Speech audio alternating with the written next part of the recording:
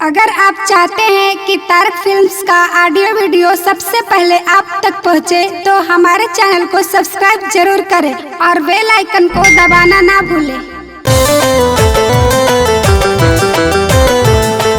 बाबा recording studio Sachin Paligaon सूरत।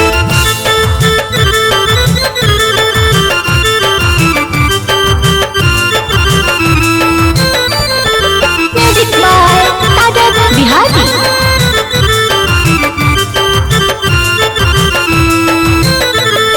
सुतला पर आवेला हो काई हो सैयला द खटाई। सुतला पर आवेला हो काई हो सैयला द खटाई। लाद खटाई सैयला द खटाई।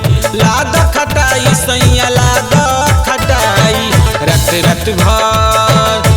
रत भर आवेला जमाई हो सैयला द खटाई।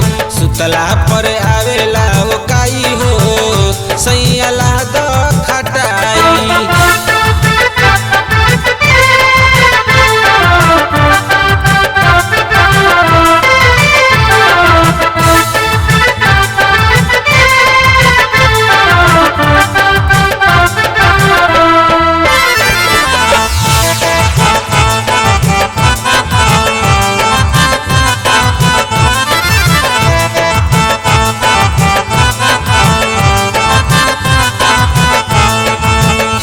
जिसे कहीं तब बहरो न जालो, हमार दुख तू तनी न पतियालो।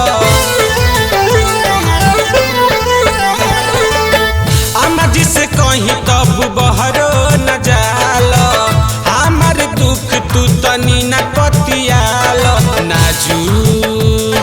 नाजुक बा हमर कलाई हो सैयला द खटाई। सुतला पर आवेला वो काई हो सैयला द खटाई।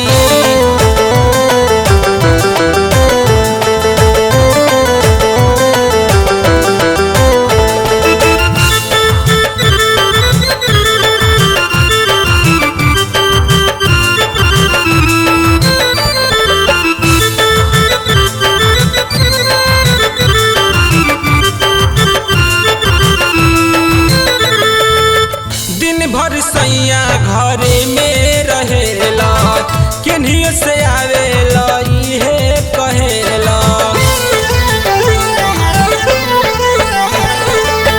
दिन भर सैया घरे में रहेला, केन्हियो से आवेला इहे कहेला।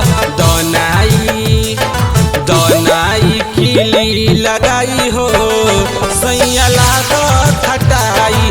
सुतला पर आवेला ओ काई हो सैयला द खटाई।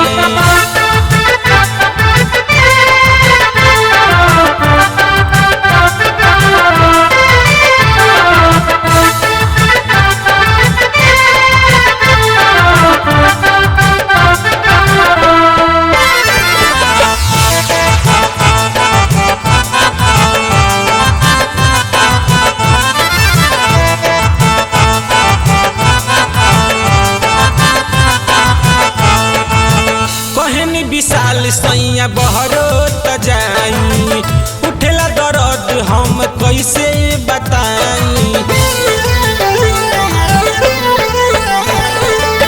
कहनी विशाल सैया बहरो त जाई, उठेला दर्द हम कैसे बताई।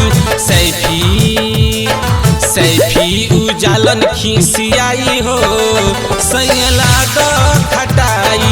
सुतला पर आवेला वो काई हो सैयला द खटाई। बाबा रिकॉर्डिंग स्टूडियो सचिन पालीगांव सूरत।